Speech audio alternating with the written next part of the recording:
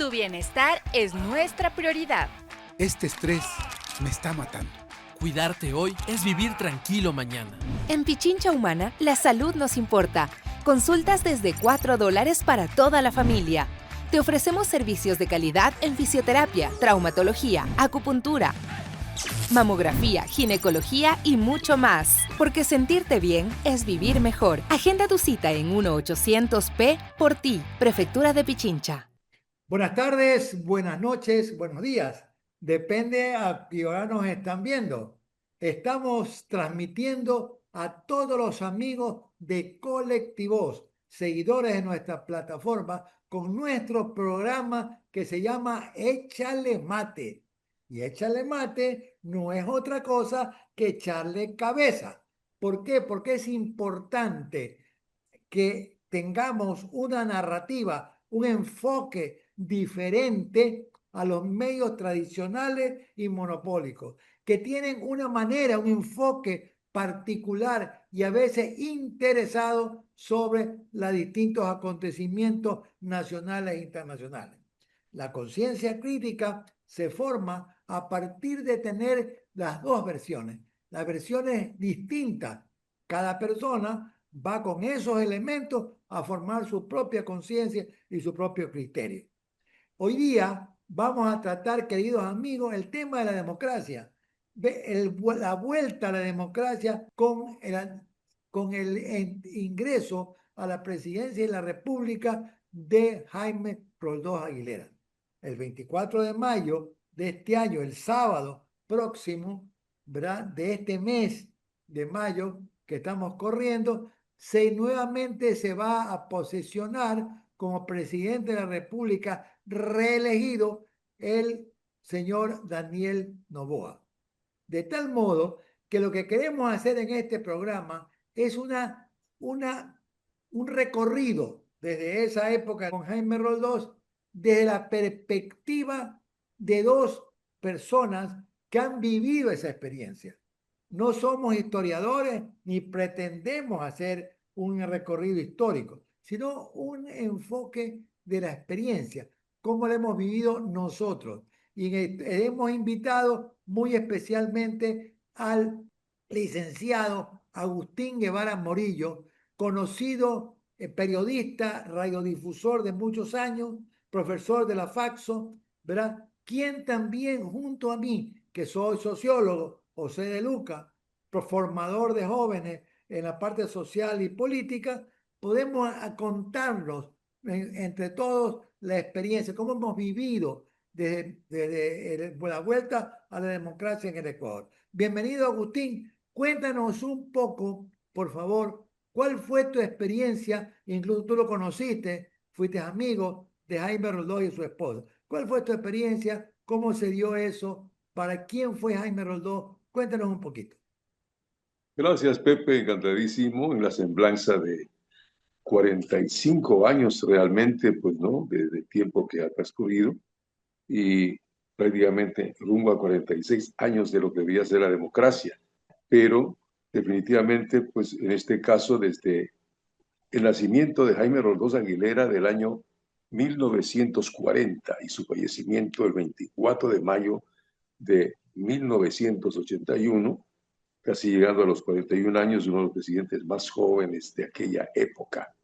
El factor histórico que habíamos manifestado desde el año 72, en donde se produce una de las dictaduras largas también, hasta el año 78, que regresaría nuevamente el doctor Velasco Ibarra, y que en el año 72 tendría que haberse dado la posibilidad de una nueva elección, no se lo permitía, puesto que estaba de por medio don Assad Bucarán.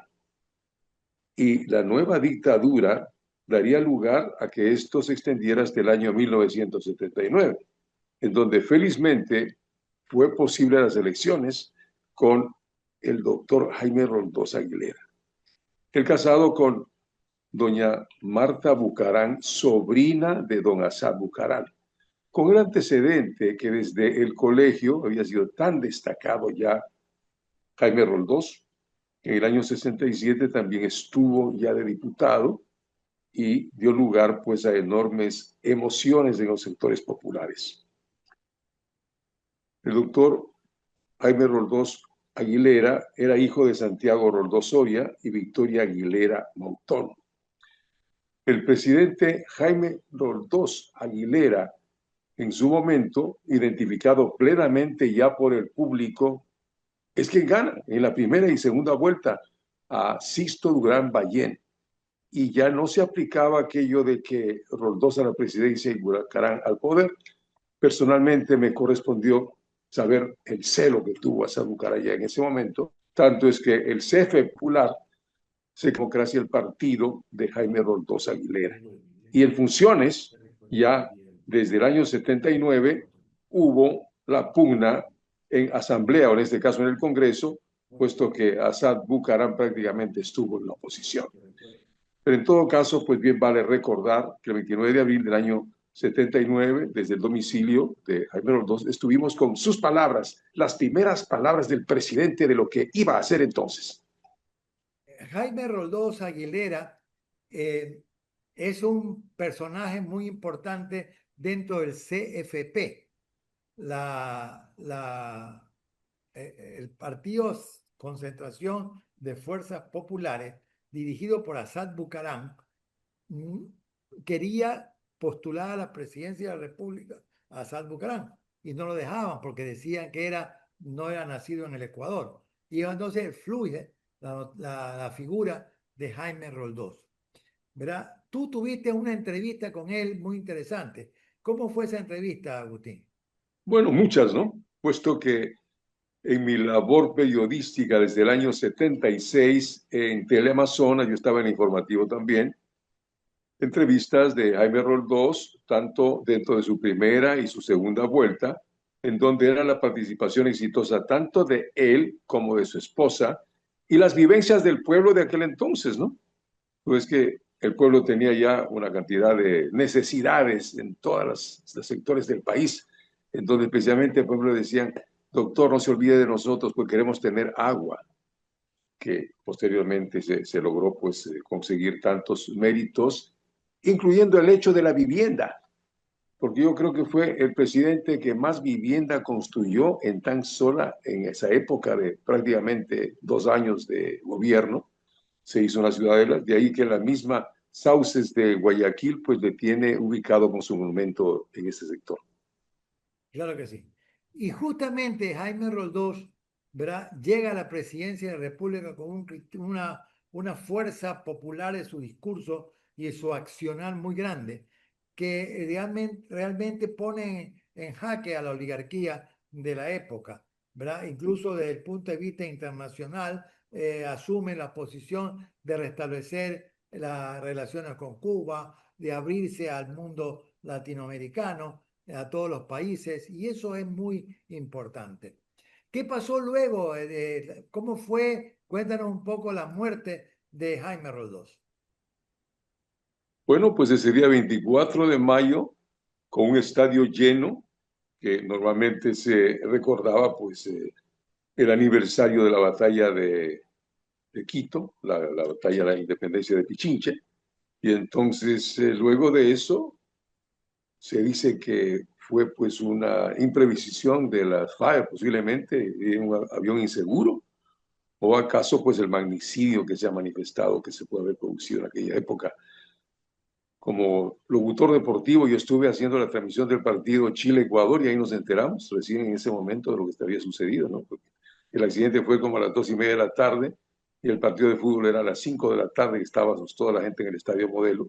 Y desde allí vino la encrucijada, lo doloroso de la partida del doctor Jaime Roldós Aguilera, en donde inmediatamente asumió el poder ya pues don Osvaldo Hurtado Larrea, ¿no? Estaba listo para posesionarse como el nuevo presidente. Claro que sí. Jaime Roldós Aguilera deja la presidencia de la República por su fallecimiento e inmediatamente asume, como dice muy bien Agustín, Osvaldo Hurtado. Era la época, en ese momento, el gobierno de Osvaldo Hurtado, donde había una sobreoferta de préstamos en el mundo, ¿verdad? Y los empresarios ecuatorianos empiezan a endeudarse en dólares. Eso fue para comprar, no solamente para cuestiones productivas, sino para comprarse yates en Miami, para comprarse departamentos en Miami. Y eso genera una situación muy compleja. ¿Por qué motivo? Porque el dólar empieza a devaluarse frente al sucre y entonces la deuda de los empresarios es una deuda en dólares que tenía que ser pagada en dólares y sin embargo ellos tenían sucres, ganaban sucres. En el Ecuador todavía existía el sucre y por tanto había un diferencial cambiario muy grande que hacía asfixiar a los empresarios de la época. ¿Qué hace Osvaldo Hurtado? La sucretización de la deuda. ¿Qué significa eso? Significa que el Estado va a asumir la diferencia cambiaria entre lo que corresponde al tipo de cambio de la época con lo actual. Esa diferencia cambiaria la asume el Estado ecuatoriano en beneficio de los empresarios. Eso significó que nosotros como ecuatorianos todos tuvimos que pagar la deuda de los señores que se beneficiaban con los lujos de Miami y de los Estados Unidos especialmente. Ese fue la impronta más fuerte que tuvo el señor Osvaldo Hurtado y que perjudicó realmente al pueblo ecuatoriano. A partir de eso fue hasta el 84, Osvaldo Hurtado Larrea. De ahí pasamos a León Férez Cordero. León Férez Cordero era un diputado que había nacido desde la fila del Partido Social Cristiano con Camilo Ponce y también parte de la empresa de Novoa Naranjo, el más grande bananero del Ecuador, y él tenía un brillante digamos, participación en el Congreso Nacional por su fuerza y su discurso. Entonces, él toma la presidencia de la República en el 84 hasta el 88. Una de las características del señor León Férez Cordero fue un gobierno muy duro, con fuertes devaluaciones periódicas. Era increíble. Uno iba a un almacén y pedía una cotización y se la daban por 2 horas. El tipo de cambio volaba cada rato, cambiaba de un valor a otro. Y tiene también una situación muy interesante que se va a generar en el país una guerrilla urbana que se llama Alfaro Vive Carajo. Alfaro Vive Carajo retoma la espada de Alfaro, ¿verdad? Del general Alfaro, y empieza una lucha guerrillera. Ya en la época de Osvaldo Hurtado empezó y se continuó y se profundizó en un gobierno de derecha muy fuerte, muy duro en Férez Cordero.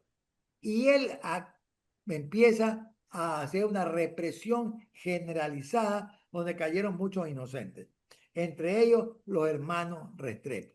Los hermanos Restrepo son 2 chicos colombianos que estaban jovencitos, habían salido a una fiesta y los policías, como eran colombianos, lo detienen porque había presunción de que Alfaro Vive tenía relaciones con la guerrilla colombiana, lo torturan y los matan. Ese es el gobierno y la característica más fuerte de un gobierno fuerte, represivo, de derecha, recalcitrante, como fue el gobierno de León Férez Cordero del 84 al 88. Luego viene Rodrigo Borja Ceballos, un socialdemócrata que el año 1988 al 92 tiene por primera vez un movimiento indígena muy fuerte que genera una movilización fuerte, grande en Quito, por primera vez que pone en jaque a toda la sociedad. Rodrigo Borja, con pensamiento más liberal, lo que hace llegar a un acuerdo con los indígenas, hay un reparto de tierras muy importante en el Ecuador, ¿verdad? Y también se inaugura la educación bilingüe en el Ecuador con un acuerdo con los indígenas. Luego viene el tema de Sixto Durán Ballén. A ver si Agustín te acuerdas de Sixto Durán Ballén. ¿Cómo así Sixto Durán Ballén llega a ser presidente de la República? Pero hay un tema bien interesante con el Partido Social Cristiano. ¿Qué te recuerdas tú de eso? Alcalde de Quito durante las dictaduras, hombre totalmente de derecha, y llega a ser presidente en un momento complicado en la disputa con el Perú también, ¿no? La primera vez había sido en el año 81 con Jaime Roldós y de Paquilla, y ahora pues se tocaba pues de Bayauco y Machinaza y los otros sectores que se estaba disputando con el Perú, y con la frase de él, pues ni un paso atrás. Esa fue la posición más directa de Sixto Durán Ballén. Sin embargo, su vicepresidente es el que se comportó muy mal en aquella época. El O sea, que el Dajic. vicepresidente. El vicepresidente es Alberto Dajic, que todavía hoy está en la Facultad de Economía de la Universidad de Espíritu Santo. Es un hombre neoliberal duro y es el gobierno de Sixto Durán prácticamente que inaugura en el Ecuador un neoliberalismo muy duro que supone que el Estado tiene que ser un Estado pequeño y que realmente se privatice la mayor cantidad de los recursos del Estado. Las privatizaciones tienen un doble componente. Usted recibe plata, pero a partir de esa venta, los empresarios hacen gran negocio. Nadie toma para hacer negocio algo que no es productivo. De tal modo que se llevan la carne y no dejan los huesos, como se dice vulgarmente. Y ese fue un poco el planteamiento del gobierno de Sixto Durán Ballén. Y luego viene Abdalá Bucaram. Abdalá Un solo Bucaram, toque. un solo toque. Exactamente. ¿Quién fue Abdalá Bucaram? A ver si te acuerdas. Recordando pues que él es hermano de Martita Bucaram, esposa de Jaime Roldós, y aparece como intendente en el gobierno de Jaime Roldós Aguilera. Desde ahí la única aparición. Al fallecer Jaime Roldós, él asume como Partido Roldosista Ecuatoriano. Crea el Partido Rodocista Ecuatoriano con un conflicto muy serio con la familia, ¿no? Un gobierno de 6 meses porque, digamos, se desprestigió muy rápidamente. Digamos, una de las cuestiones más interesantes y anecdóticas fue de que Abdalá Bucaram, ¿verdad? Terció en las elecciones con Jaime Nebot. Y una de las cosas importantes fue que el señor Febres Cordero, ¿verdad? Dijo que no era posible que los que habían votado por el señor Abdalá Bucaram eran las prostitutas, los homosexuales y los ladrones. Esto indignó a la gente definitivamente y el señor Bucaram gana las elecciones en la segunda vuelta. Sorprendentemente para él mismo, no pensaba ganar, ni tenía un plan de gobierno, ni tenía un plan de país.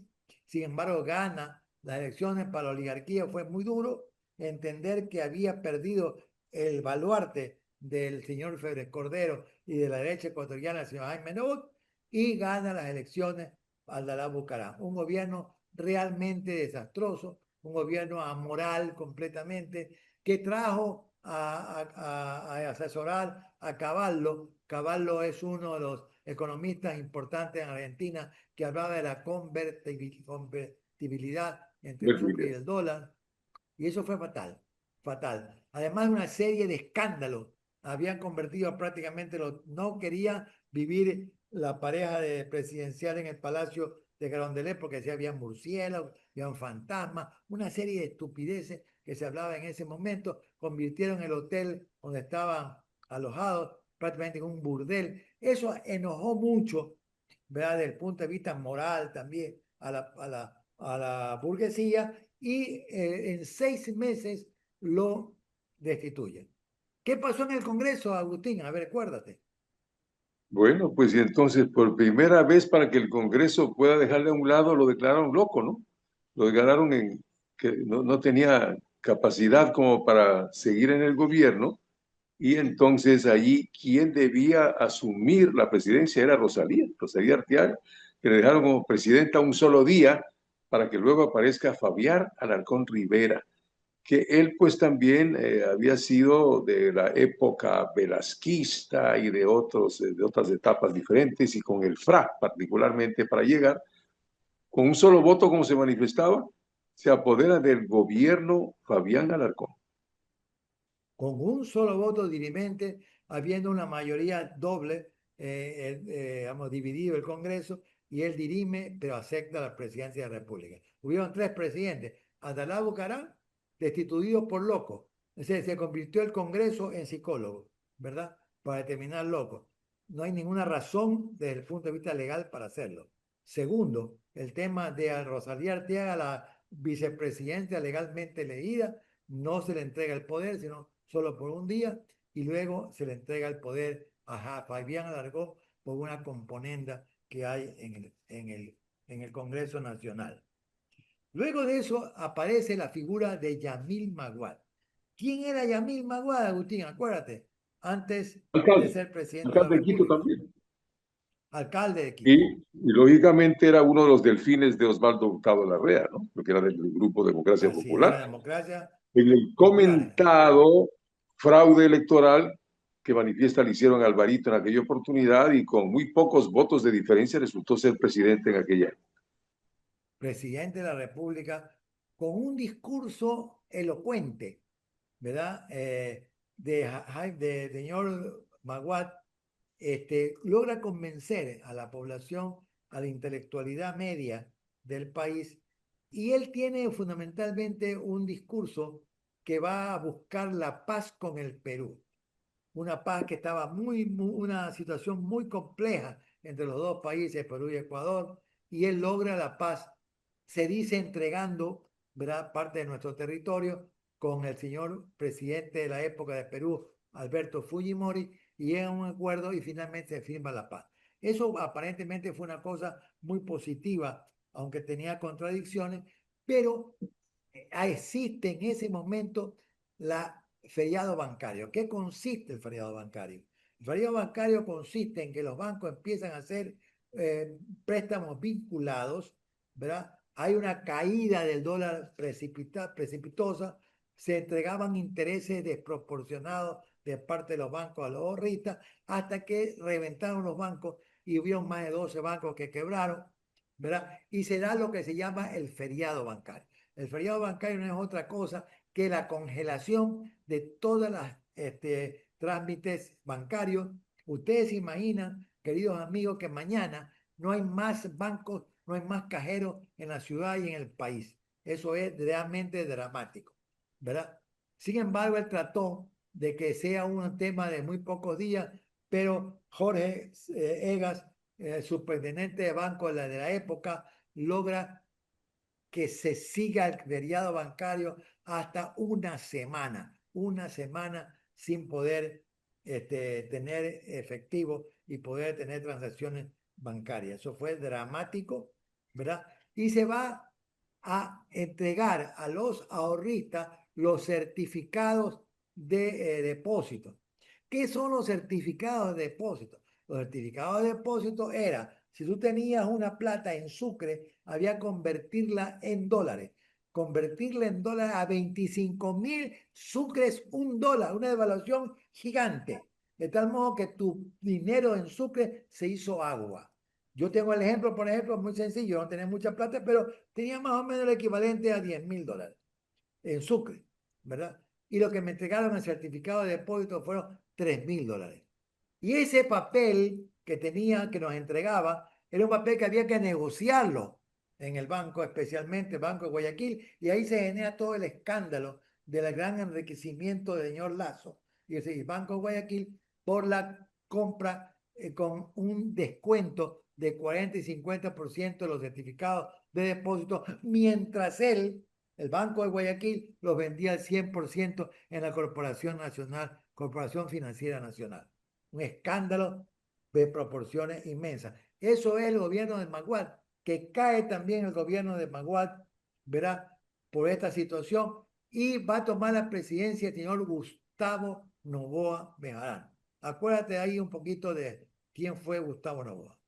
En ese lapso, pues hay una situación revolucionaria o supuestamente de triunvirato que aparece pues con un indígena, con el presidente de la Corte y con don Lucio Gutiérrez, que por primera vez apareció un coronel sublevado.